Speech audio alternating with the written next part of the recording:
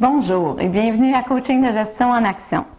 Ce mois-ci, je vous invite à développer l'habitude d'investir en vous.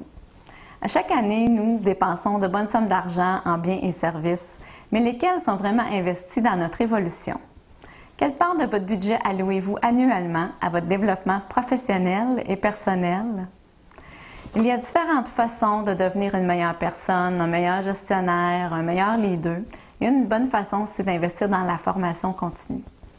Si vous aviez adressé l'inventaire des formations auxquelles vous avez participé dans la dernière année, ça ressemblerait à quoi? Combien de temps et d'argent avez-vous vraiment investi en vous ces dernières années?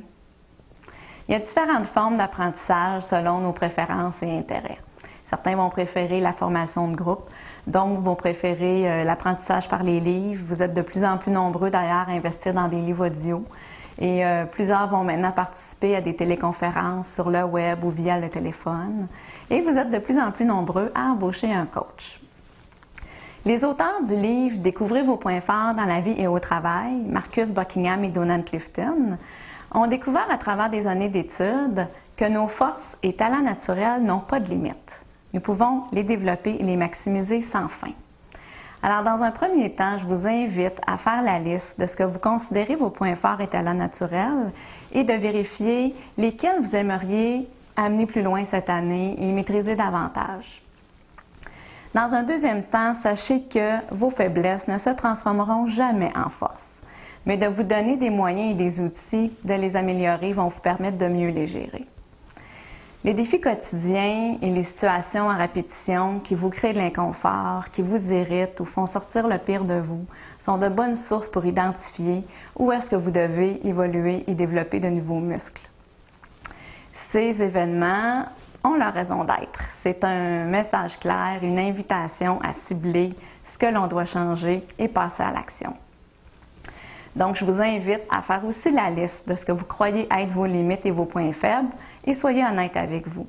Lesquels vous sentez que vous avez besoin de faire évoluer et les endroits où vous devez progresser actuellement. Il y a une phrase qui dit que nous ne pouvons donner aux autres ce que l'on n'a pas.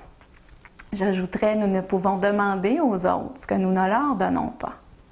Est-ce que vous croyez avoir des attentes particulières envers un patron, un employé, un collègue ou encore votre conjoint, vos enfants et vous êtes frustré de ne pas voir de changement?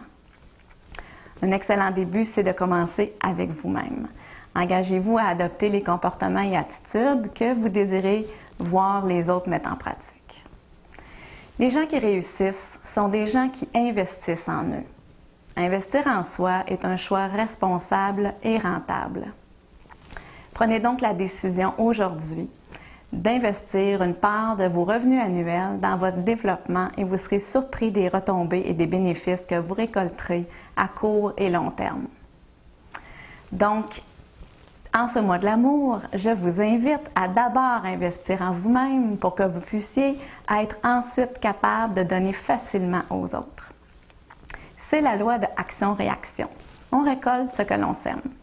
Alors, qu'est-ce que vous aimeriez voir fructifier en vous cette année? Sur ce, je vous souhaite un excellent mois et merci d'être à l'écoute en si grand nombre.